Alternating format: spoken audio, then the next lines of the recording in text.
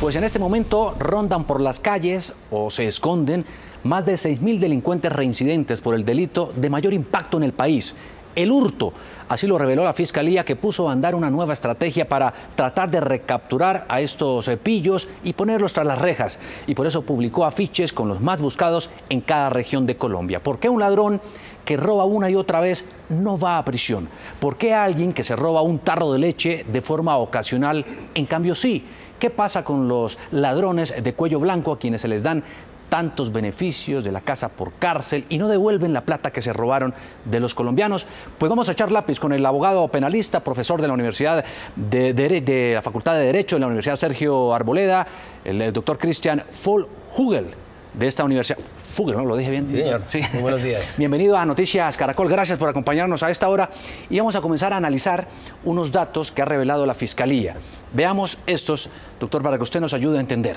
Según la Fiscalía, en este momento en Colombia hay 6.979 reincidentes solamente por los delitos de hurto, principalmente hurto de celulares y hurto a personas. Y este año, ya en el 2018, han delinquido de esos 6.000, casi 7.482. ¿Por qué? Bueno, básicamente esos datos lo que reflejan es unas estructuras básicamente dirigidas a la comisión de este delito de hurto que, no obstante que han sido objeto de sanción, no obstante que han sido objeto de condena, continúan llevando a cabo las conductas. Quizás, y si son reincidentes, tendrán que haber sido previamente condenados, y a partir de esa condena no sabemos, habría que explorar por qué razones algunos de ellos se encuentran en libertad. Básicamente ejercen como profesión el delito. Ese, digamos, es el problema de fondo, porque la reincidencia, digamos, en esta materia no es tan ocasional, sino que hay estructuras, hay agrupaciones que se dedican. Entonces la persona básicamente entra en un circuito en virtud del cual es juzgado, quizás es condenado y sale y reingresa nuevamente, digamos, a esa vía. Ahí viene uno de los temas clave. ¿Por qué, si la misma Fiscalía tiene identificados a 6.979 reincidentes por el delito de hurto, solo hay 308 órdenes de captura? Esa es una buena pregunta que la Fiscalía tendrá, digamos, los datos para poder elucidar, pero por lo pronto sí hay un desfase, ¿no? ¿Qué es lo que ocurre? Que no todos los delitos de hurto, por su naturaleza, dan lugar a que haya en principio una orden de captura. La orden de captura requiere unos elementos probatorios, quizás la denuncia de la persona, algún testimonio. Los de mayor gravedad la generan. En ese orden de ideas, quien debe pedir las órdenes de captura es la propia Fiscalía, y el juez de control de garantías es quien la emite. Entonces, el desfase que pueda haber entre número de delitos versus órdenes de captura se corresponde con a quien le corresponde pedir, por decirlo de alguna manera, la medida de aseguramiento y previamente mejor la orden de captura. ¿Qué es lo que pasa? O sea, la Fiscalía aquí debe pedir más órdenes de captura para que los jueces dicten la medida de aseguramiento y, por supuesto, se pueda proceder a capturar a todos estos. Claro.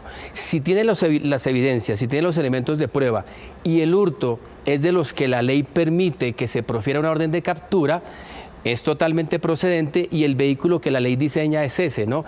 Es la Fiscalía quien acude ante el juez con una evidencia a pedir las órdenes de captura. No es el juez que lo hace oficiosamente, es trabajo indudablemente de la Fiscalía. O sea, la Fiscalía tiene que hacer ese trabajo. Claro. Cada semana en Colombia, 3 de cada 10 denuncias prácticamente son por el delito de hurto. Pasemos a la siguiente. Aquí se muestra este punto que es clave. Lo que más se roban son celulares y también a personas en general. El atraco, el raponazo, el cosquilleo, después el comercio y también el hurto de residencias. Todo esto lo tiene plenamente identificado la Fiscalía. Entre 20 y 43 capturas por hurto. Hay reyes del delito. Sí, aquí básicamente los datos lo que reflejan es el delito quizás de mayor impacto, porque es el que nos toca en el día a día, es el que toca al ciudadano de a pie, es el que toca a las grandes ciudades, también los municipios, pero es el delito que en el día a día vemos una relación clara entre el hecho y la persona, de suerte que hay un impacto social, un impacto mediático muy fuerte. Y el mismo orden lo sugiere, ¿no?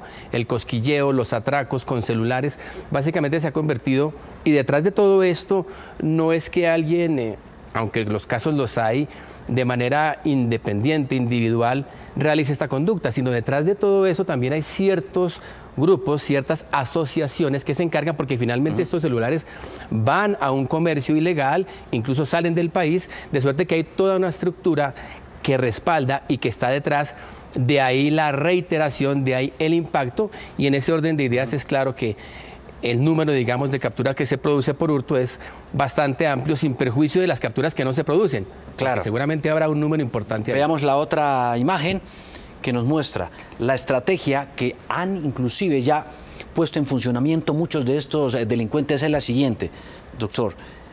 No solamente vuelven a delinquir en los puntos calientes, que ya son claramente identificados, sino que han comenzado a cambiar de ciudad los reincidentes para eludir a la justicia. ¿Por qué? Claro, digamos que quien comete un delito siempre lo hace con la vocación, con la intención de no ser sorprendido, ¿no? Y como ya hace parte de una estructura, ya hace parte de unas redes, generalmente, lo que les permite ubicarse más fácil en diversos puntos de diversas ciudades, que los hace menos visibles frente al común de la gente. Pero Entonces, ¿acaso el sistema judicial no es en todo el país? Es decir, ¿los antecedentes de una persona no se revisan en Cali, en Medellín o en Bogotá? Sin duda, es a nivel nacional, pero desde el punto de vista de la estrategia de quien comete un delito, quizás le quede mejor explorar una nueva ciudad donde no haya sido previamente reconocido, donde previamente no haya sido capturado, porque muchos de ellos en ciertos puntos calientes ya han sido objeto de filmaciones, han sido aprendidos, de suerte que lo más coherente desde su perspectiva criminal sería cambiar quizás de Tenemos ciudad. ya participación de nuestros televidentes con el numeral Cacería de Reincidentes y dice Pati Pita lo siguiente: la gente toma la justicia por las manos, cansada de que la policía agarre a los delincuentes y los jueces los dejen libres. Bueno, ese es un mensaje problemático. Primero, porque no es que en el fondo el juez lo deje libre porque quiera.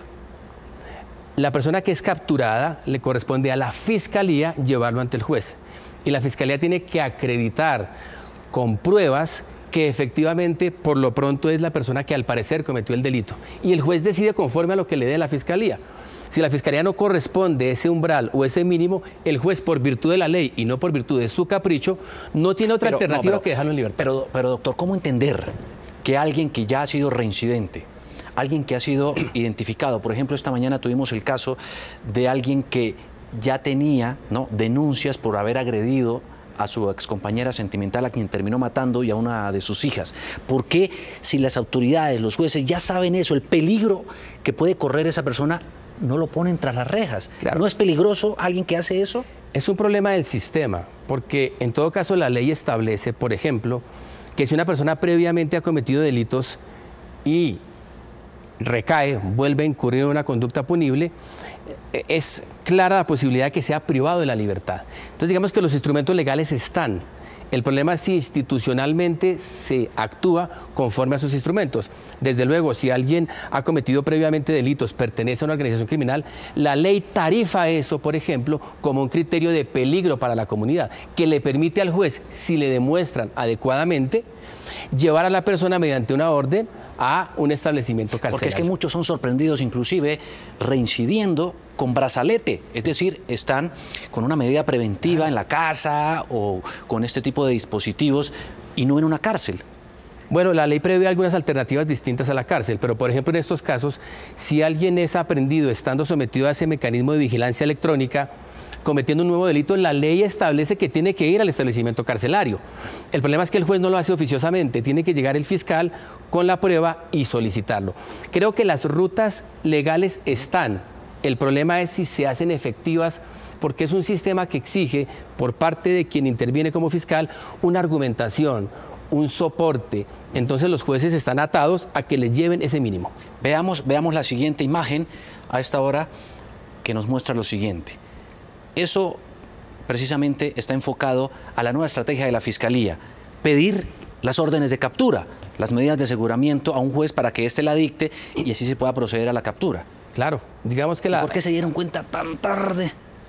Es un llamado de atención porque la ley lo prevé desde antes, no es algo que sea nuevo. La ley, por ejemplo, prevé hoy en día que si se comete un hurto empleando violencia, como es común con un cuchillo, por ejemplo, la persona tendría que ir objetivamente a una cárcel mientras el proceso dura. Es que aquí hay un dato importante, lo reveló la misma Fiscalía. Entre noviembre y diciembre del año pasado, Tras 520 reincidentes que tenía la pista la Fiscalía, capturó a 307, pero a prisión solo fueron 242, como el 80%. Lo que pasa es que eso también dependerá de la modalidad de hurto. Una cosa es el cosquilleo, por ejemplo, el típico caso de Transmilenio, que introducen la mano en el bolsillo y se le llevan el celular.